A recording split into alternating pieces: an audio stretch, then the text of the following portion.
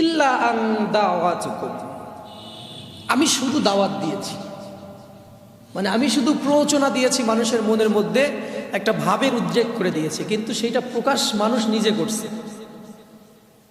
মানুষ হাত দিয়ে চুরি করছে, মানুষ চোখ দিয়ে পরনারীর দিকে তাকাইছে, মানুষ পায়ে হেঁটে গিয়ে চুরি করছে, ডাকাতি করছে, জিনা করছে, মানুষ নিজে ইচ্ছায় ঘুষ খাইছে, ঘুষের টাকা হাত দিয়ে নিছে, সুদের টাকা হাত দিয়ে নিছে। আমি শুধু মনের মধ্যে একটা ভাবের, একটা চিন্তার উদ্রেক ঘটিয়েছি, এতটুকুই। সাথে সাথে তার কমপ্লিট আর একটা থাকবে, ওই সময় কিন্তু তার মনের মধ্যে ভালো একটা চিন্তাও ছিল। আপনি যখন আমরা কোনো অন্যায় করে ফেলি, আমরা যে আমাদের সবার জন্য এটা কমন একটা ব্যাপার, যে কোনো অন্যায় করলে ওই সময় কিন্তু আমাদের মধ্যে অন্যায়ের চিন্তার পাশাপাশি একটা ভালো চিন্তাও আসে, কিন্তু আমরা ওইটা কার্যকর করি হলো খারাপ চিন্তাটা। দুই ধরনের চিন্তা আমাদের মধ্যে আসে, ভালো একটা আসে, খারাপ একটা আসে, কিন্তু আমরা বাস্তবে রূপ দেই খারাপটাকে, ভালোটা আমাদের অন্তরের মধ্যেই আমরা দাবিয়ে ফেলি, ওই ভালো ইচ্ছাটা আমাদের অন্তরের মধ্যেই দাফন করে ফেলি, আর খারাপ যে ইচ্ছা আছে ওইটাকে আমরা কার্যকর করি। আল্লাহ তাআলা শয়তানের ব্যাপারে কুরআনুল কারীমে বলেছেন, আশ-শাইতানু ইয়াইদুকুমুল ফাকরা ওয়া ইয়া'মুরুকুম বিল ফাহশা ওয়াল্লাহু ইয়াইদুকুম মাগফিরাতাম মিনহু ওয়া ফাদলা আল্লাহু ওয়াসিউন আলিম। আল্লাহ তাআলা জানালেন, শয়তান তোমাদেরকে ক্ষুধার ভয় দেখাবে, দারিদ্রতার ভয় দেখাবে, আর অভাবের ভয় দেখাবে। এই ভয় দেখায়া শয়তান তোমাদের ইয়াইদুকুমুল ফাকর, দারিদ্রতার ভয় দেখিয়ে তোমাদেরকে খারাপ কাজের দিকে শয়তান ধাবিত করবে। যদি কখনো দারিদ্রতার ভয় তোমাকে পেয়ে বসে, তুমি শুধু আল্লাহর উপর ভরসা করবে, তোমাকে আল্লাহ তাআলা ধনী বানাই দিবে। কোন সুবহানাল্লাহ। ফালিয়াবুদু রাব্ব হাযাল বাইত আল্লাযী আত'আমাহুম মিন জু'ইন ওয়া আমানাহুম মিন খাউফ। আল্লাহ বললেন, যদি ক্ষুধার ভয় তোমাকে পেয়ে বসে, দারিদ্রতা অভাবের ভয় তোমাকে পেয়ে বসে, ফালিয়াবুদু রাব্ব হাযাল বাইত, ওই ঘরের মালিকের ইবাদত করো। ওই ঘর কোন ঘর? দু একজন বলতেছেন কাবা ঘর। ওই ঘর কোন ঘর? ওই ঘরের ফালিয়াবুদু রাব্ব হাযাল বাইত, ওই ঘরের রবের ইবাদত। ওই ঘরের রব কে? আমাদের রব কে? আমাদের সকলের রব আল্লাহ। আল্লাহ বলতেছেন, যদি ক্ষুধার ভয় পাও অথবা নিরাপত্তার ভয় পাও, মানুষের দুইটা ভয় মানুষকে ঘুরে ফিরে একই, এই নিরাপত্তার ভয়টাও এই ক্ষুধার ভয়টাও একই, দুইটা ভয় কাছাকাছি। নিরাপত্তা হলো যে আপনার জীবন নাশ হতে পারে, আপনি মারা যেতে পারেন, এই ভয় আছে। ওই ভয়টা ক্ষুধার মাধ্যমে না খেয়ে মারা যাবেন, অথবা আপনাকে একজন মেরে ফেলবে, আপনি টাকা দিয়ে সেফ কোনো জায়গায় যেতে পারবেন, মানে সচ্ছলতা, খাবার, রিজিক, এই ভয়টাই মানুষের সবচাইতে বেশি। পুরুষ মানুষ যে আছে, পুরুষ মানুষকে আল্লাহ তাআলা নারীদের অভিভাবক বানাইছে, সেটাও একটাই কারণে, যে পুরুষ মানুষদেরকে এই খাবারের যোগান দিতে হয়। এইটাই সবচাইতে পৃথিবীতে কঠিন কাজ। বর্তমান সময়ে, পৃথিবীর যে কোনো সময়ের তুলনায় বর্তমান সময়ে হালাল রিজিক ইনকাম করাটা সবচাইতে বেশি কঠিন, সবচাইতে বেশি কঠিন। কিন্তু এটা অবাস্তব নয়, কঠিন কিন্তু অবাস্তব নয়। এটা আপনি যদি অল্প হবে, কিন্তু সেটাতে যদি তুষ্ট থাকতে পারেন, আপনার জীবন আগের চাইতেও বেশি ভালো চলবে। কিন্তু শয়তান আপনার মনের মধ্যে শুধু প্ররোচনা দেবে, আরও লাগবে, আরও লাগবে। এখন কি মানুষ না খেয়ে থাকে? কেউ? খুব কম, খুব কম। রাস্তায় যারা ঘুমায় তাদেরও খাবারের অভাব নাই। বিভিন্ন মানুষ, এই যে আপনাদের বগুড়া সাতমাথাতে আকবরিয়া হোটেল যে আছে, প্রত্যেক দিন রাত 12টার পরে যারা রাস্তায় আছে, রাস্তাঘাটে থাকে, ভ্যানওয়ালা বলেন, রিক্সাওয়ালা বলেন, টোকাই বলেন, যারা সারাদিন কাগজ কুড়ায়, তাদেরকে সবাইকে একদম এক ঢালা ওখানে দাওয়াত দেওয়া। একদম এটা কত বছর পর্যন্ত চলে আসতেছে, 50 বছর আমি শুনেছি চলে আসতেছে এইভাবে দাওয়াত দেওয়া। প্রত্যেক দিন ওখানে গেলেই খাবার পাবে, এক এক দিন এক একটা তারা খাওয়ায়। তাহলে সারাদিন যারা খেতে পারে না, তারাও রাত্রে একবেলা খাওয়ার জন্য ব্যবস্থা করে রাখছে, এটা ভালো কাজ আলহামদুলিল্লাহ। তো এরকম অনেক জায়গায় এই কাজগুলো মানুষ করতেছে। খাবারের অভাব, আপনার কাছে যদি এসে কেউ বলে, যে কোনো মানুষ আমাদের এখানে যারা আছে, যে খাবো, দুপুরে খাই নাই, আর তার কথা যদি বিশ্বাসযোগ্য হয়, আপনি যদি বিশ্বাস করে ফেলেন যে আসলেই সে খায় নাই, তাহলে আপনার কাছে যদি 20 টাকাও থাকে, ওই 20 টাকায় আপনি তাকে দিয়ে দেবেন। এটা আমাদের মধ্যে এখানে যে কেউ আছে, হয়তো অনেকে অনেক সময় দেয় না, কারণ বিশ্বাস করে না যে ও আসলে মিথ্যা বলতেছে। কিন্তু কেউ যদি বিশ্বাস করে যে এই মানুষটা আসলেই খায় নাই কিন্তু খাইতে চাচ্ছে, সে তার কাছে 20 টাকা থাকলে 20 টাকায় দিয়ে দেবে, যে আমি আবার বাড়িতে গেলে বাড়িতে আমার কাছে টাকা রয়েছে, কিন্তু এই মানুষটাকে 20টা টাকা দিয়ে দিই, আপনার প্রয়োজন থাকলেও দিয়ে দেবেন। তো এই মন মানসিকতা এখন সবারই আছে, তার মানে হেল্পলেস এখন কেউ হয় না। একেবারেই যদি কেউ নাও সাহায্য করে, দেশের সরকার সাহায্য করে, প্রতিবেশীদের কাছেই সাহায্য পেয়ে যায়, ভাই আছে, বোন আছে, আত্মীয় স্বজন আছে, তারা সাহায্য করে, যত গরিব মানুষই হোক। তারা না করলেও এলাকার মানুষ করে, এলাকার মানুষ না করলে দেশের সরকার করে। কিন্তু না খেয়ে এখন বর্তমানে মানুষ মারা যায় না। 2025 সালে এটা হয় না, খুব কম। ওই আফ্রিকা আছে, তারপরে আরো কিছু কিছু দেশ আছে, ওই জায়গাগুলোতে হয়, কিন্তু বাংলাদেশে হয় না। ওই জায়গাগুলোতে প্রায় সকল মানুষই দরিদ্র, কিছু কিছু জায়গা আছে, তো সেই জায়গাগুলোতে না খেয়ে মানুষ পুষ্টিহীনতায় আস্তে আস্তে মৃত্যুর দিকে চলে যায়, কিন্তু না খেয়ে একদম মারা যায় না। হয়তো ভালো মন্দ খেতে পারে না, আস্তে আস্তে আস্তে আস্তে রোগে পেয়ে বসে, হয়তো 10 বছর বা 5 বছর কম বাঁচে। 70 বছর বাঁচত, সেটা বাঁচে হলো 50 বছর, এরকম। কিন্তু না খেয়ে মানুষ মারা যায়। আল্লাহ তাআলা বললেন, শয়তান তোমাদেরকে শুধুমাত্র খাবারের বিষয়ে প্রতারণা করবে। অন্য জায়গায় আল্লাহ তাআলা বলছেন, ঈমানদারকে ডাক দিয়ে বললেন, সারা পৃথিবীর মানুষকে ডাক দিয়ে বললেন, ইয়া আইয়ুহান নাসু কুলু মিম্মা ফিল আরদি হালালান তাইয়্যিবা। হে পৃথিবীর মানুষেরা, সারা পৃথিবীতে হালাল যা তোমাদের জন্য আছে এগুলো তোমরা খাও। এরপরের কথা হালালান তাইয়্যিবা, এই পর্যন্ত আয়াতের কিন্তু শেষ নেই, আয়াত এখানে শেষ হয় নাই। এরপরের কথা হলো ওয়ালা তাত্তাবিউ খুতুওয়াতিশ শাইতান, খাও, পৃথিবীতে যা তোমাদের জন্য হালাল করছি খাও, কিন্তু শয়তানের পথ অনুসরণ করো না। এরকম যতগুলো জায়গা আছে খাবারের বিষয়ে যেখানে কথাবার্তা এসেছে, সেই জায়গায় কোনো না কোনোভাবে শয়তানের কথা আসছে। আমি গতকাল থেকে এই বিষয় নিয়ে যখন কথা বলবো ঠিক করলাম, তখন একটু দেখতেছিলাম, যখনই আমি শয়তানের কথা পাই সেখানে খাবার দাবারের কথা। এটা আশ্চর্য লাগলো আমার কাছে। তা আমি একটু গভীরভাবে চিন্তা করলাম বিষয়টা, দেখলাম যে না, আসলে এর সাথে যোগসূত্র আছে, গভীর সম্পর্ক আছে এর সাথে। খাবারের সাথে শয়তানের গভীর একটা সম্পর্ক আছে। আল্লাহ এক জায়গায় স্পষ্ট বললেন, আশ-শাইতানু ইয়াইদুকুমুল ফাকরা ওয়া ইয়া'মুরুকুম বিল ফাহশা। শয়তান তোমাদেরকে আগে ক্ষুধা এবং দারিদ্রতার ভয় দেখায়, এরপরে ওয়া ইয়া'মুরুকুম বিল ফাহশা, এরপরে অন্যায় কাজের নির্দেশ দেয়। সরাসরি যদি তোমাকে অন্যায় করতে বলে তুমি অন্যায় করবা না। একজন মানুষকে সরাসরি যদি ঘুষ খাওয়ার কথা বলা হয়, চুরি করার কথা বলা হয়, সেই মানুষটার মধ্যে বিবেক জাগ্রত হবে, সে চুরি করবে না, ঘুষ খাবে না। কিন্তু সেই মানুষটার সামনে যখন অনেকগুলো প্রয়োজন নিয়ে এসে শয়তান হাজির করে, তোমার মায়ের চিকিৎসা করা লাগবে, তোমার বউ শাড়ি চাইছে, শাড়ি দেওয়া লাগবে, তোমার বাচ্চার লেখাপড়া খরচ লাগবে, এই অনেকগুলো প্রয়োজন শয়তান নিয়ে এসে মাথার মধ্যে ঢুকায় দেয়। তখন সে ঘুষ খাইতে চায়, এর আগে ঘুষ খাইতে চায় না, এর আগে কিন্তু রাজি হয় না। আপনি খেয়াল করে দেখবেন, এমন প্রয়োজন আপনাকে ফিল করায় যে আপনার লাগবেই। এই প্রয়োজন ফিল না করলে আপনি অন্যায় করবেন না। এই জন্য আল্লাহ তাআলা সরাসরি বলে দিলেন, আশ-শাইতানু ইয়াইদুকুমুল ফাকরা ওয়া ইয়া'মুরুকুম বিল ফাহশা। বলেন আল্লাহু আকবার। শয়তান বলছে তোমরা গুনাহ করো, যদি তোমাদের প্রয়োজন থাকে, যদি তোমাদের আসলেই প্রয়োজন হয়, ওই জন্য আল্লাহ তোমাদেরকে ধরবে না।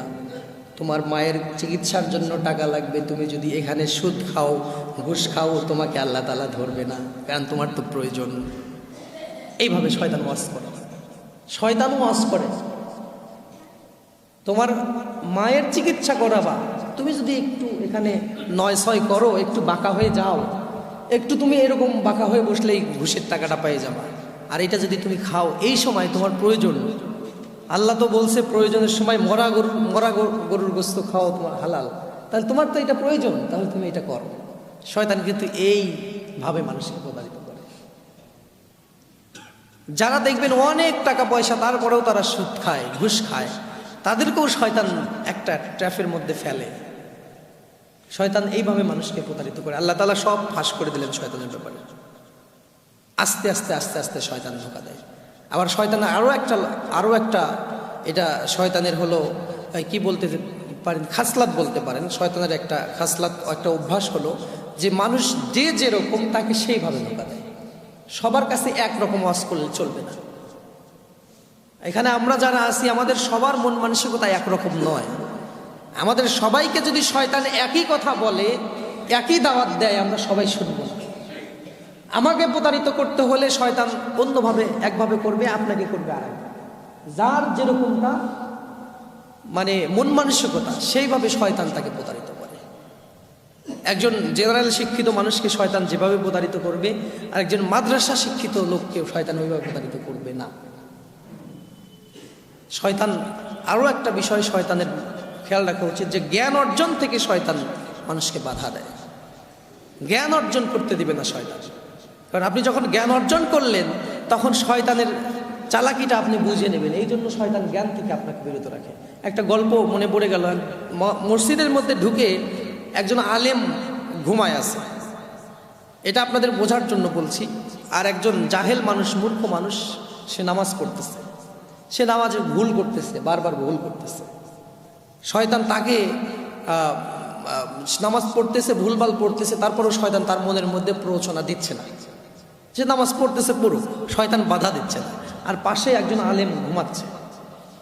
এখন শয়তান তাকে বাধা দিচ্ছে না এই কারণে, গল্পটা অনেক মানে রসালোভাবে আমি শুনেছি, কিন্তু ওইভাবে বলতে গেলে সময় হবে না। শয়তান বাধা দিচ্ছে না একটাই কারণে, যে এই লোকের যদি নামাজে শয়তান বাধা দেয়, যে লোকটা নামাজ পড়তেছে ও তো ভুলভাল পড়তেছে, ওর নামাজ এমনিতেও হচ্ছে না। এখন যদি বাধা দেয় তখন শয়তান এই চিন্তা করতেছে পাশেই যে লোকটা ঘুমাচ্ছে ও তো তাকে ডেকে তুলে ওর কাছ থেকে শিখবে, শিখে ভালো করে নামাজ পড়বে। এই জন্য ও যাতে না ডাকে, ওর নামাজ ও চালায় যায় কন্টিনিউ। এই জন্য নামাজে কোনো রকম প্ররোচনা দিচ্ছে না, ভুলভাল পড়তেছে পড়বে। কিন্তু আর একজন যদি জেগে ওঠে, ওকে সঠিকভাবে নামাজটা শেখায় দেয়, তাহলেই সমস্যা। শয়তান চায় যে আমরা মূর্খ থাকি, আমরা অজ্ঞ থাকি, আমরা না বুঝি আমাদের কত দাম। এই জন্য শয়তান এইভাবে মানুষকে ধোঁকা দিয়ে থাকে। শয়তানের ব্যাপারে আরো একটা কথা হলাম, যেই মানুষটা আমল করে তার কাছে শয়তান গিয়ে বলে তুমি অনেক বড় আমল করেছ, তোমার চাইতে ভালো আমলওয়ালা এই সমাজে আর পাওয়া যায় না, তুমি এমনিতেই আল্লাহর জান্নাতে চলে যাবে। আর যে ব্যক্তিটা মোটেও আমল করে না, গুনাহ করে, ওই ব্যক্তির কাছে শয়তান গিয়ে বলে তুমি এত গুনাহ করেছো, জাহান্নাম ছাড়া তোমার উপায় নাই। কারো কাছে শয়তান গিয়ে বলে এত আমল করছো, তুমি আসলেই ভালো মানুষ, তোমার মতো এত আমল করার লোক এই এলাকার মধ্যে একটাও নাই, তো তুমি নিশ্চিন্তে থাকো, আল্লাহ তোমাকে জান্নাত দেবে। ওই লোকটাকে তো ভয় দেখাবে না শয়তান এইভাবে যে তুমি আল্লাহর জাহান্নামে যাবে, তুমি তো ইবাদত বন্দেগী করো না। এটা বললে তো সে বলবে যে আমি তো করি মোটামুটি। এই জন্য ওকে ভয় দেখায়। আর তাকাব্বার ওয়াল ইস্তিকবার, এই দুইটা অহংকার গর্বতার মধ্যে নিয়ে আসে। আর একজন ব্যক্তি গুনার মধ্যে আছে, তাকে গিয়ে শয়তান বলে তুমি এত গুনাহ করেছো যে তোমার আর নিস্তার নাই, তোমাকে জাহান্নামে যাইতেই হবে। তখন ওই ব্যক্তি চিন্তা করে এমনিতেও জাহান্নাম, অমনিতেও জাহান্নাম, গুনাহ আরো করে, গুনাহ করতেই থাকে। এই জন্য শয়তান সবাইকে একভাবে প্রতারণার শিকার বানায় না।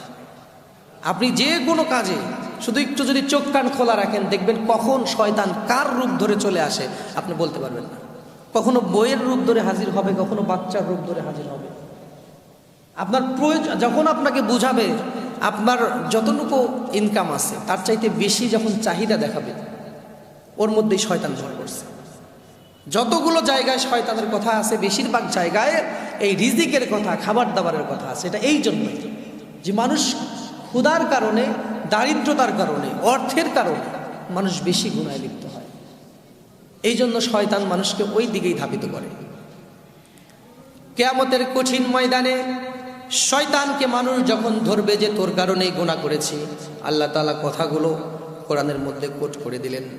আল্লাহ তাআলা বললেন, শয়তানকে মানুষ ধরবে, ধরে বলবে তোর কারণেই গুনাহ করেছি, জাহান্নামে এসেছি, আজকে তুই আমাদেরকে জাহান্নাম থেকে বাঁচায় নে, সব শাস্তি তোর ঘাড়ের উপর তুলে নে।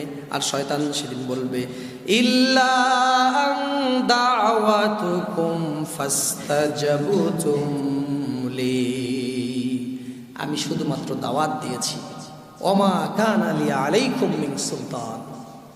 সুলতান মানে হলো দলিল, প্রমাণ। আমার কথার মধ্যে কোনো দলিল ছিল না। যদি আমার কথাগুলো ভালো করে বিশ্লেষণ করতো তোমরা, তাহলেই তোমরা বুঝতে পারতে যে আসলে আমার কথার মধ্যে কোনো ভিত্তি নাই। এই জন্যই আল্লাহ তাআলা বলেছে, ইন্না শাররাদ দাওয়াবি ইনদাল্লাহি সুম্মুল বুকমুল লাযিনা লা ইয়াকিলুন, যে মানুষের যে বিবেক রয়েছে এটা দিয়ে যদি মানুষ চিন্তা না করে, কল্পনা না করে, না ভাবে, তাহলে সেই মানুষটা পৃথিবীর মধ্যে সবচাইতে নিকৃষ্ট। আপনার যে কোনো কথা আপনি শোনার পরে সব কথাটা ভাবতে হবে। পৃথিবীর সকল মানুষের কথা আপনার মনোযোগ দিয়ে শোনা উচিত এবং সেটা চিন্তা করে দেখা উচিত। আগে শুনবেন, তারপরে চিন্তা করে দেখবেন, যেটা ভালো গ্রহণ করবেন, খারাপটা আপনি ছেড়ে দেবেন। কিন্তু আপনার কথাটা যেই বলুক, আমি বলি আর কাবা শরীফের ইমাম সাহেব বলুক, অথবা আমাদের চাইতে অনেক নিকৃষ্ট একজন বলুক, কথাটা আপনাকে চিন্তা করে দেখতে হবে। কারো কথা আপনি চোখ বুজে গ্রহণ করতে পারবেন না।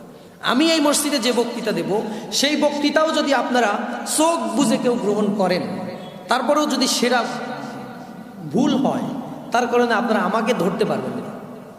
আমার শাস্তি থাকবে যদি আমি ইচ্ছা করে বলি। আমি যদি ভুল করে বলি, মানুষ ভুল করতে পারে না কি ভাই? ভুল করতে পারে না মানুষ? পারে। আমি যদি ভুল করে বলি, তাহলে সে বিষয়টা নিয়ে আল্লাহ আমাকে ধরবেন, আশা করি ইনশাআল্লাহ। কিন্তু যদি আমি ইচ্ছাকৃতভাবে বলি, সেটা আলাদা ব্যাপার, সেজন্য অবশ্যই আমাকে শাস্তি পেতে হবে। কিন্তু আমার প্রত্যেকটা কথা আপনাকে যাচাই করে তারপরে গ্রহণ করতে হবে। শুধু আমার নয়, পৃথিবীর যে কোনো মানুষের কথা। আপনারা সবাই যাকে চেনেন, মিজানুর রহমান আজহারি ভাইয়ের কথা বলেন, শায়েখ আহমদুল্লাহর কথা বলেন, যে কারো কথা আপনি যদি না যাচাই করে গ্রহণ করেন, সেই কারণে যদি আপনি বিপদে পড়েন, তাহলে আপনি মিজানুর রহমানকে ধরতে পারবেন না, আপনি আহমদুল্লাহকে ধরতে পারবেন না। সে বলেছে, তার ওই সময় সে হয়তো ভুল করে বলেছে, অথবা সে যদি জেনে বলে, সেই বিষয়টা তার, আল্লাহ তাকে শাস্তি দিবে এই জন্য। কিন্তু আপনি যে শুনেছেন আর মেনে নিয়েছেন, যাচাই করেন না, এজন্য আপনাকে শাস্তি দেওয়া। আল্লাহ রাসূল সাল্লাল্লাহু আলাইহি ওয়াসাল্লাম বলেছেন, কোনো মানুষ যে কথা শুনেছে হুবহু যদি ওই কথা বলে আর একজনের কাছে, যাচাই না করে, তাহলে মিথ্যাবাদী হওয়ার জন্য এইটাই যথেষ্ট। আমি যা যা বলতেছি, যে কোনো বিষয় আপনি যদি যাচাই না করে আর এক জায়গায় হুবহু বলেন, তাহলে মিথ্যাবাদী হওয়ার জন্য ওইটাই যথেষ্ট। আপনাকে যাচাই করতে হবে।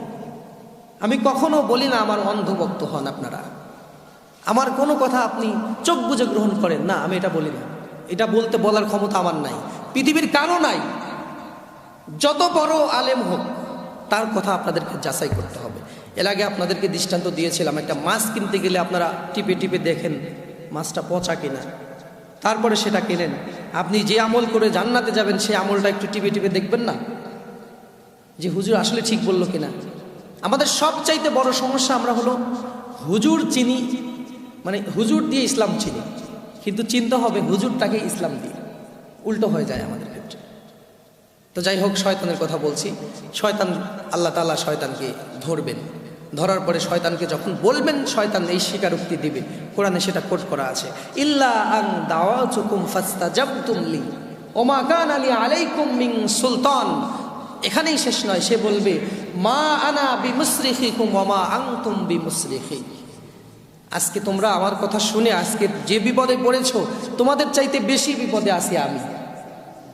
তাহলে ফালা তালুমুনি ওয়ালুমু আনফুসাকুম, তোমরাও, তোমাদেরও যে অবস্থা আমারও সেই অবস্থা। তোমাদেরও আজকে রক্ষা করার কেউ নাই, আমাকে রক্ষা করার কেউ নাই। আমরা উভয়ে এখন জাহান্নামে যাব, নাউজুবিল্লাহ বলি সবাই। এই জন্য শয়তান আমাদেরকে ক্ষুধার ভয় দেখাবে, দারিদ্রতার ভয় দেখাবে, অভাবের ভয় দেখাবে, আমাদের খাবারের জন্য আমরা বেশি গুনাহে লিপ্ত হয়ে যাই। এইগুলো বিষয় খুবই সতর্ক রাখবেন, সতর্ক দৃষ্টি রাখবেন। শয়তানের ব্যাপারে আরও একটা কথা না বললেই নয়, যে ওই একই জিনিস হযরত আদম আলাইহিস সালামকে যেভাবে প্রতারিত করেছিল জান্নাতে, সবগুলো গাছের ফল খাওয়া ছিল হালাল, একটা গাছের ফল খাওয়া ছিল হারাম। শয়তান গিয়ে ওইটাই কিন্তু আকর্ষণীয় করে তুলছে আদম আলাইহিস সালামের কাছে। যে এইটাই তো খাইলা না, হাজা শাজারাতুল খুলদ, এইটা খাইলে আমৃত্য জীবন পাবা।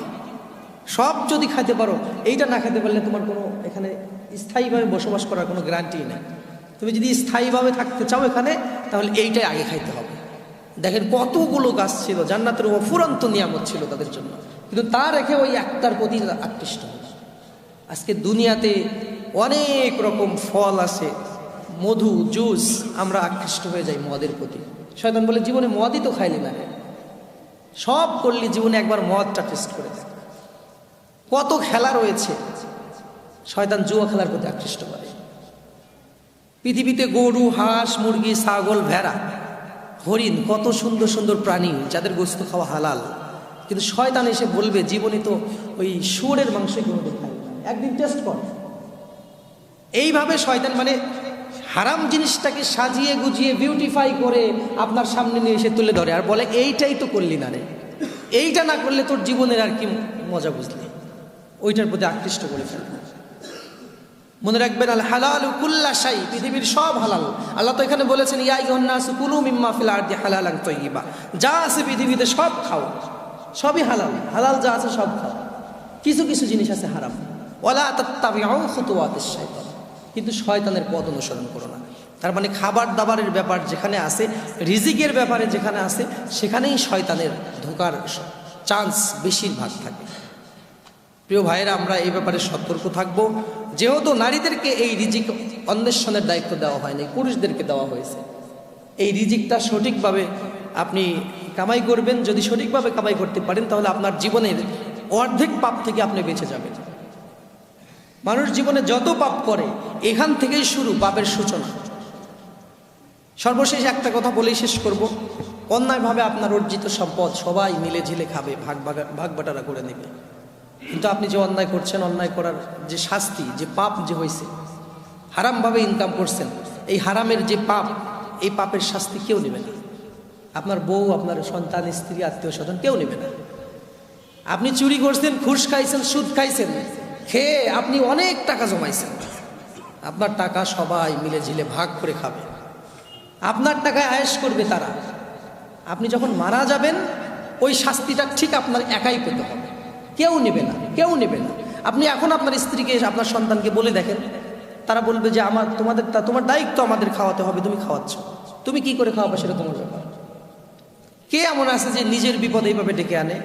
আমরা হারামভাবে ইনকাম করি, আমরা শুধু একা বাঁচার জন্য করি নাকি পুরো পরিবার বাঁচানোর জন্য করি? এখানে এমন কেউ নাই যে সে শুধু এই চিন্তা করে যে আমি হারাম ইনকাম করি, সুদ খাই, ঘুষ খাই, চাকরিতে ঘুষ নেই, সুদের ব্যবসা করি শুধুমাত্র আমি নিজে ভালো থাকার জন্য। এরকম কেউ নাই এখানে। সবাই চায় পরিবারটাকে নিয়ে ভালো লাইফ লিড করতে, পরিবারটাকে ভালো রাখতে। এই পরিবার আপনার এই গুনাহের দায় ভার নেবে না ভাই, এরা আপনাকে একাই এই শাস্তি ভোগ করার জন্য ছেড়ে দিচ্ছে। সুতরাং কষ্ট করে সবাই একসাথে খাই।